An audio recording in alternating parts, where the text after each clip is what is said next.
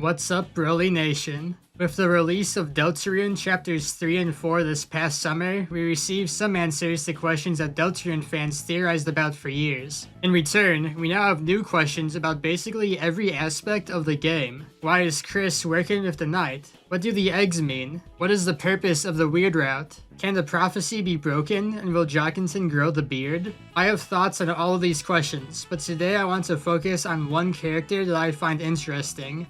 Holiday. Now that the chapters have been out for a few months, the Deltarune fanbase has collectively accepted two theories as the groundwork for all other speculation. One is that the Knight is Dess, and the other is that Carol is working with the Knight and Kris. Very rarely do I find a theory online that does not include one of these two assumptions. I agree that Dess is most likely the Knight, but I do not think Carol is working with them. In fact, I think Carol is completely oblivious to what is happening in the Dark Worlds, and is a red herring for the audience. Now, I would not be that surprised if the community is right and Carol turns out to be working with the Knight, but today I want to provide a case against Carol being a part of the conspiracy. I will start by explaining the main reason why people think that Carol is working with the Knight, and then provide counter evidence to it. The theory's basis relies on Kris's calls with a secret person throughout Chapter 4. The caller seems to be working with the Knight, as they reference creating a dark world at the church before it's actually created.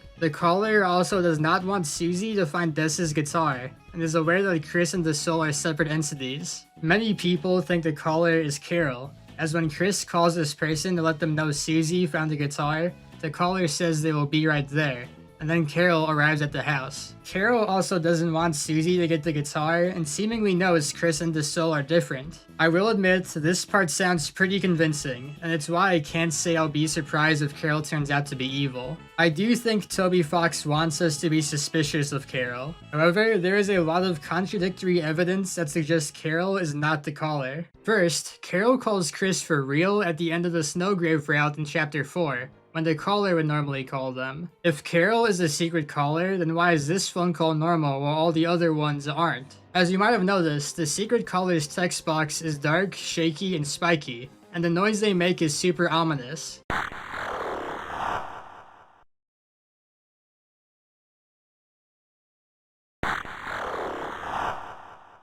They also appear to speak in incomplete and grammatically incorrect sentences, like they are struggling to speak. While this could be Carol disguising their identity, I feel like the secret caller is a character that we haven't heard speak yet, one whose identity is also being kept from the player. I think the secret caller is Papyrus.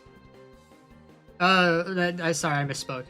I think it's the Knight. The style of how they talk fits with the Knight's characterization, as they are dark, mysterious, and opium. There are also signs that the Knight is physically unwell, which could explain why they struggle to speak. But getting back to Carol's phone call, I don't think the fact that Carol calls Kris normally is emphasized enough. In my opinion, this is just as big of a barrier for the evil Carol theory as it is for me to explain why Carol came home if Kris didn't call them. In order for Carol to be the secret caller, you have to provide some explanation as to why Carol undisguises herself for this call, and I have yet to hear a convincing one. If Carol is working with Kris, then I would assume she would only call Kris about Noelle if it was related to their plan. In this case, maybe the weird route is what Carol wants, or maybe it's an unexpected development Carol wants to know about. Regardless, if this call is related to their plan, why isn't Carol disguising herself? And if it's not related to the plan, why would Carol be calling about this at all? Does Carol want Kris to take some time off from trying to cause the apocalypse to take her daughter on a date? I guess it's technically possible, but I find that pretty ridiculous. Now, some people write off the secret caller's weird text as Kris being on speakerphone with the secret caller,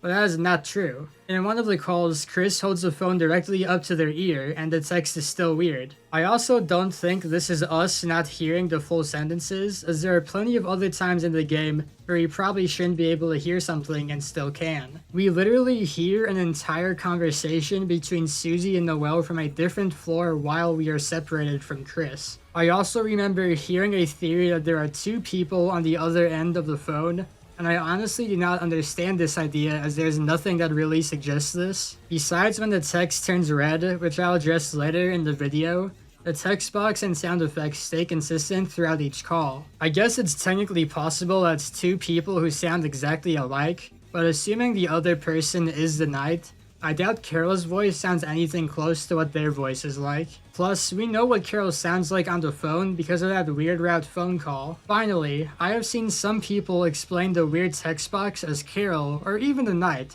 calling from the secret bunker, and they're getting bad reception or something. I do think that if Carol is the secret caller, this is most likely what's happening, but at the same time I think this explanation is silly and has no concrete evidence behind it. The bunker seems to be completely consumed by a dark fountain, and cell phones like Kris's do not work in dark worlds. Since the bunker is in the middle of the woods, maybe they're calling from near the bunker or in a room in the bunker that's outside of the dark world. But to me, the simplest explanation is that the weird text is just how the caller talks all the time. Additionally, none of these explanations address why the sound the caller makes is so ominous. If it was bad reception, it should be more random and cut in and out, and not a big boom. And again, what would have changed in the weird route to make Carol call from a different location at the end of Chapter 4? There are technically possible answers to this, but they are filled with a lot more speculation than Carol and the secret caller are just different characters. Now, Carol arriving after the caller says they'll be there soon is definitely suspicious, but there are other explanations that have in-game evidence to support them. If the person on the call is not Carol and instead the Knight, then saying they will be right there could refer to them going to the church to create a dark world. The caller said it was supposed to be made at night, but it is seemingly open during the day. In this case, then maybe it was Asgore who called Carol. Or maybe Kris did call Carol but off screen. Or maybe it was a complete coincidence and Carol was on her lunch break or something. One specific theory I have is that, at the start of the segment at the Holiday house, Noelle normally gets a call from Bruhlie, who invites her to the festival. But in the Snowgrave route, Noelle instead receives a call from her mother. Obviously, there is a clear explanation for why Bruhlie does not call in the Snowgrave route.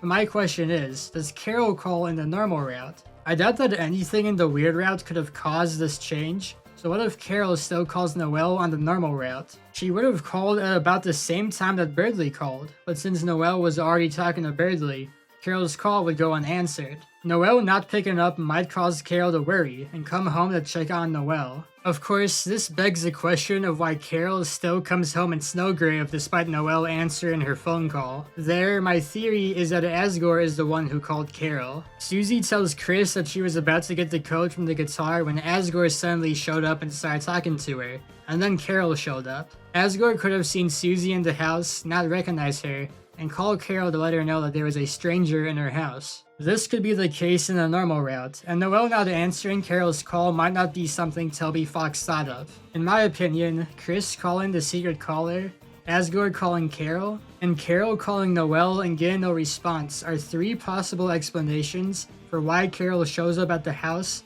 that all have some evidence supporting it. And while the former could be the case, I like the last two reasons more. One more thing I want to add is that if the secret caller saying, "I'll be right there," was supposed to clue us in that Carol is the caller, why not come out and confirm it outright? Why does Kris bother to wipe their contacts if we find out here that they have been calling with Carol? And as I stated before, the caller's text box and sound effects are unlike any other character in the game, which to me signals that Toby Fox wanted to keep the caller's identity a secret, or at least unique. This makes sense if the secret caller is the Knight, whose identity is being kept a mystery, but not really if it's Carol. I have spent so long analyzing the secret caller because, if the secret caller is the Knight and not Carol, most of the evidence supporting Carol working with the Knight evaporates. But there are some other reasons I have seen that people use to support the theory. First, there is a lot of suspicious imagery around the Holiday house with black katanas and red hearts. The katanas probably symbolize the Knight, and the souls probably symbolize Kris,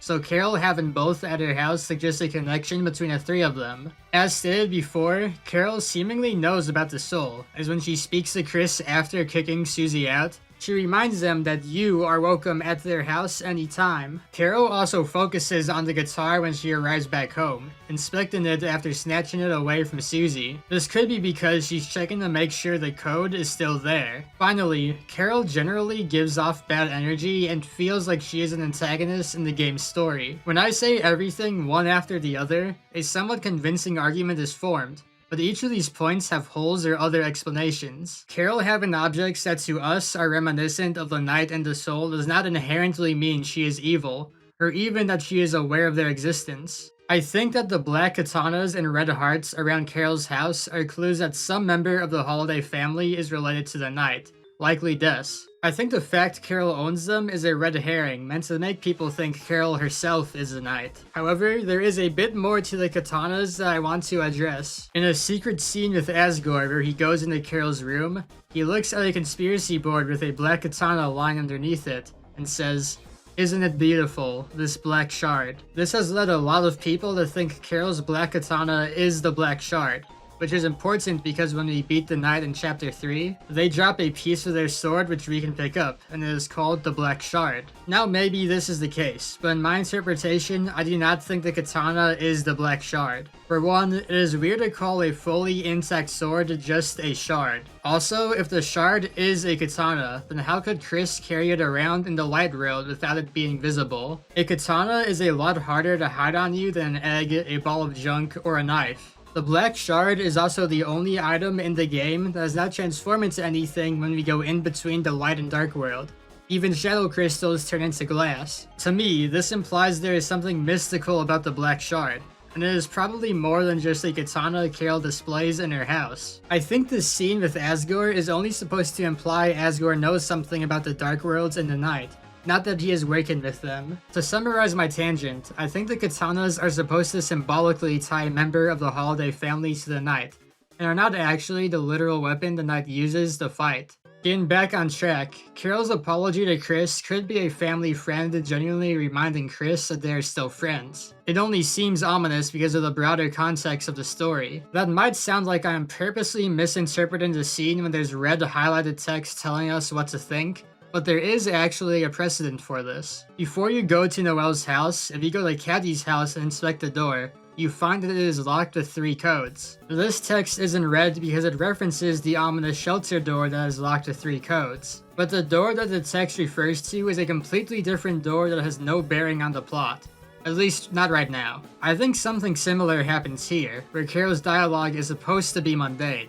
But in the broader story, it seems more ominous than it is. Also, this goes back to the idea that if Carol is working with the Knight, I do not think we are supposed to know yet. If the red text was intentional by Carol, and is supposed to clue us in that Carol is a part of the conspiracy, then why not confirm it outright? And why does Carol seemingly not care about us finding out while Kris does? Is she trying to sneak this to player right in front of us? Does she think Kris told us about the plan? I mean, maybe, but there's not really any evidence for that explanation. As for Carol focusing on Dess's guitar, this could be because she is obsessive about leaving Dess's possessions where they were, and doesn't like a stranger messing with it. This is behavior observed in a lot of families when a member moves away or dies, and Noelle tells us multiple times how obsessive Carol is about things being kept in their place. I think it makes more sense if Carol inspects the guitar to see if Susie damaged it, and not if she's drawing attention to where the code is in front of Susie and the player. Lastly, her cold demeanor does not inherently mean she is working with the Knight. I do think Carol will be an antagonistic force, but only serve as a light road foil for Noelle and Susie,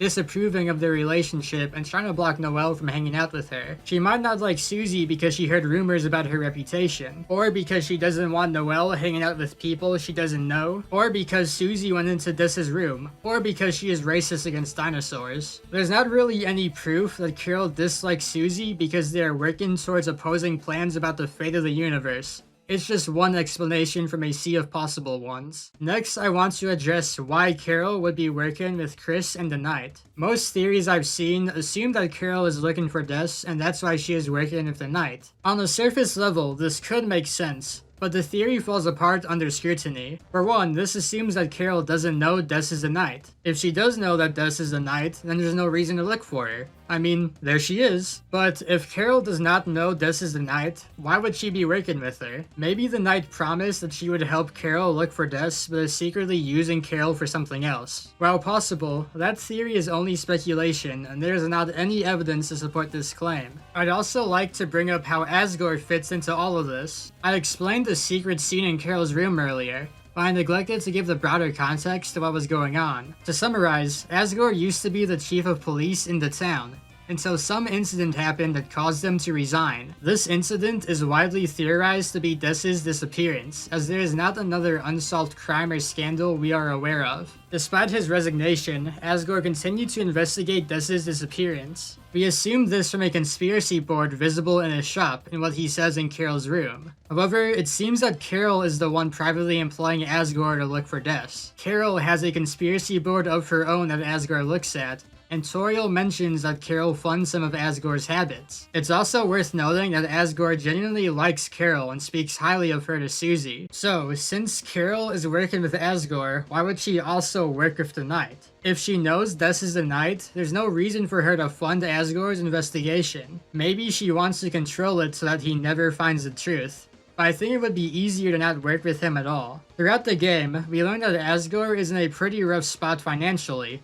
and if Carol didn't step in, I assume he would not have enough resources to keep investigating and be forced to stop. But if Carol doesn't know Dess is a Knight, then what is going on? Did she hire two separate private investigators to look for Dess? Is she making the Knight and Asgore work together? Does Asgore know the Knight is Dess and no one believes him? I explained how Asgore seems to have a black shard, the item the Knight drops on its defeat. This implies that Asgore has encountered the Knight, but it also implies they fought each other and are enemies. It's possible that the Knight, Kris, Carol, and Asgore are all part of the same conspiracy and are all also planning to double-cross each other. Maybe the Knight tricked Carol into working with them, and then Carol hired Asgore to work with the Knight. The Knight didn't like that, so they fought Asgore. So Asgore knows the Knight is bad, but Carol doesn't believe him. And also Carol decided to let Asgore's kid help look for Dess, even though Kris knows the Knight is Dess based on that one cutscene. So maybe the Knight already contacted Kris before Carol did, so Kris might not like Carol. And maybe Rousey also knows Kris is working with the Knight, because he saw Kris do the Kris slash when you defeat the Knight, so Rousey is evil too, and Jockington the Stake was actually the one calling Kris. I think that a conspiracy half as complex as the one I just described seems too confusing for what are supposed to be the central antagonists of Deltarune. Based on all the evidence and small details I have pointed out, I think that the simplest explanation is that Carol and Asgore are looking for Dess, and Asgore encountered the Knight during this investigation. But nobody, maybe not even Carol, believes them. Meanwhile, the Knight and Kris are working together as a duo, independent of every other force in the game. That's it. There are a few other explanations for why Carol and the Knight are working together. One is that Carol knows Dess is the Knight, but the Knight is dying, so Carol is trying to keep them alive. While interesting, I don't like theories like this for a few reasons. For one, there's too much evidence that suggests Dess is missing and that Carol and Asgore are actively looking for her. I mean, in that hidden song in the Spamton sweepstakes, we were told find her, not save her. If Asgore or even just Carol know where Dess is the entire time, and are only hiding this information from people not actively looking for her, that would be a bit anticlimactic. But also, if Carol has pure intentions, why is she being so secretive? They are literally the mayor, probably the most powerful person in their town. Carol could say, hey guys, my daughter got turned into a shadow monster man, and now needs like determination or something to survive. Can we help her out? And the monsters would be forced to listen to her since she's the mayor. Also, this doesn't really relate to Carol, but I don't like the idea that the Knight has some reasonable motivation for why they're acting the way they are. For one, the Knight takes way too much pride in attacking us that can only be explained by it being malicious. But also, there's the issue of what happens in timelines where we lose. Timelines don't seem to be that big of a deal in Deltarune compared to Undertale, but Toby Fox likely still has this concept in the back of his mind. So, if you died in Deltarune, you created a timeline where the three heroes are defeated, and no one is able to stop the Knight's plan. Importantly, this includes dying at the end of Chapter 4, when the Knight summons a Titan. We don't technically know why the Knight did this, but based on what Rousey has said about Titans, it seems like if he lost the battle, the world would have just ended. So, if the Knight summoned a Titan to fight us, the Knight must be chill with ending the world. I don't think this can be explained away by, oh, the Knight is just trying to stay alive, and that's why they're sacrificing literally every other living creature in the universe. If the Knight is supposed to be sympathetic, then either Rousey was wrong in his explanation of how the roaring can be caused, or I would be personally annoyed at the direction of the story. If I think the Knight is essentially irredeemable and working to destroy the world, then do I think Carol may also be pure evil and that's why she's working with the Knight? Well, no, not really. To put it bluntly, I don't think Carol's life is bad enough to adequately justify why she would want to end it all. Sure, her oldest daughter is missing or something, and now her husband is sick, but she still has another daughter, has loyal friends like Asgore, and is the mayor of her town. I also don't think she would be triggering the roaring because she wants to become queen of the new world or something like that,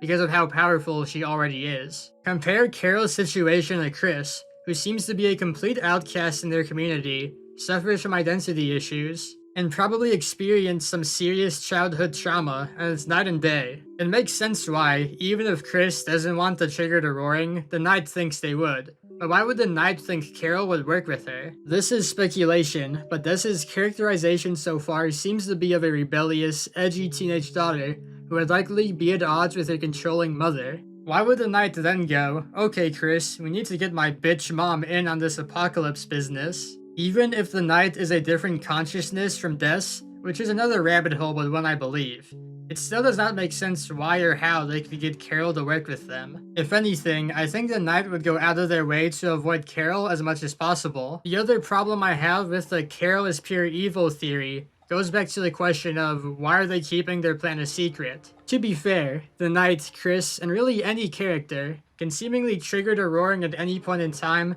by stabbing the ground over and over again.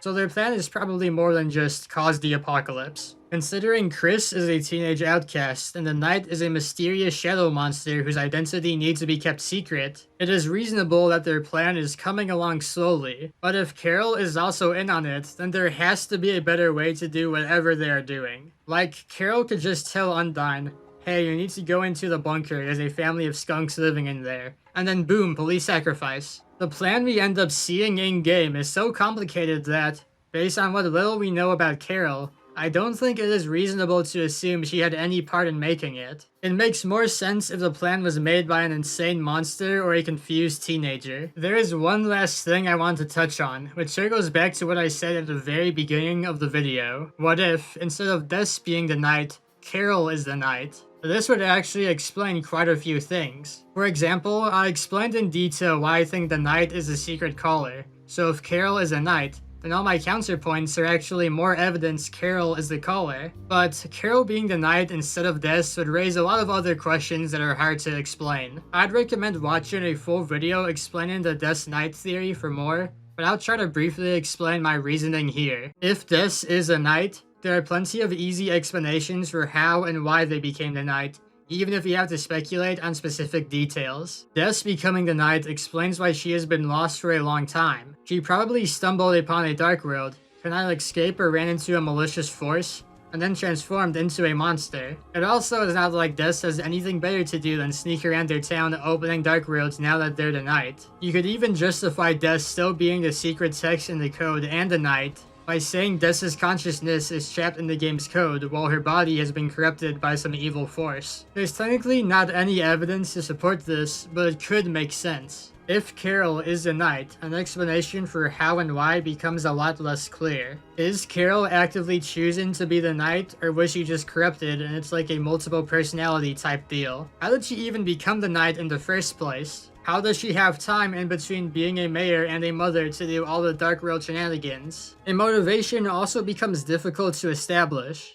Looking for Dess in the Dark Worlds would be an obvious one, but runs into a lot of problems. Why does she need to sacrifice a police officer to look for Dess? Why did she need to kidnap Toriel to look for Dess? Why doesn't she come clean to the town and try to investigate in a less risky manner? You could technically come up with answers to all of these, but it is so much more open-ended than the Dess Knight theory, where the community can agree on a general idea of what happened, while leaving the specifics to theories. But most importantly, the Knight likes baseball and Dess likes baseball, while Carol has not given a statement on her opinions regarding baseball, so clearly Dess is a Knight. Even if you still believe Carol is working with the Knight, I hope I have pointed out enough evidence or weird questions that you can understand why I think she might not. If you do have any thoughts of your own, whether it's for or against the evil Carol theory, I'd love to hear them in the comments. Originally, this was going to be a much longer video covering why Kris is working with the Knight, and what Kris and the Knight's plan was,